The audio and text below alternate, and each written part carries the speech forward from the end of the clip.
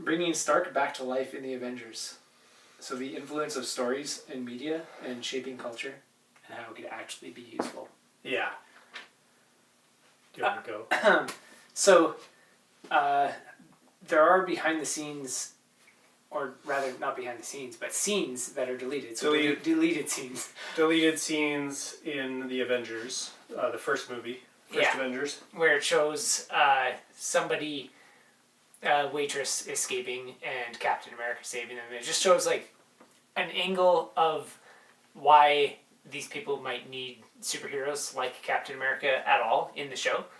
But we were talking about how there are a lot of scenes that could be really good and brought to this level that are a level above where everything normally is, which is just kind of okay. So there's a lot of scenes that are crap, like why is this here, or it's just poorly done or something. And then the majority of movies, when they're considered good, it's just that they haven't screwed up a lot of things, so they're okay all the way through. But then there are some scenes that are quite obviously elevated to this next level.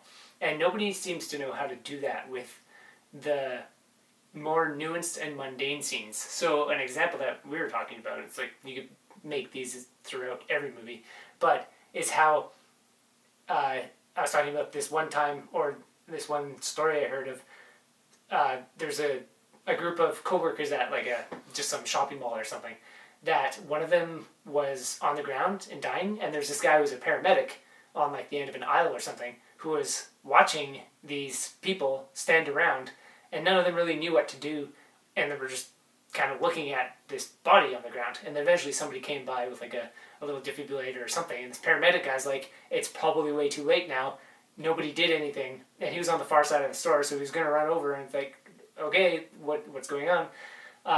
And if we had something like, say, at the end of the Marvel movie, which chances are every one of them had seen Marvel's Avengers, like the first movie, because it's such a pop culture thing, and almost everybody has seen it at this point, especially in the English-speaking world, that if at the end, when Tony Stark is on the ground and Hulk catches him, and then all the Avengers just stand around while Tony Stark is like dead on the ground, it makes sense that these kids standing around somebody who is having a heart attack or whatever was going on with them were just standing around.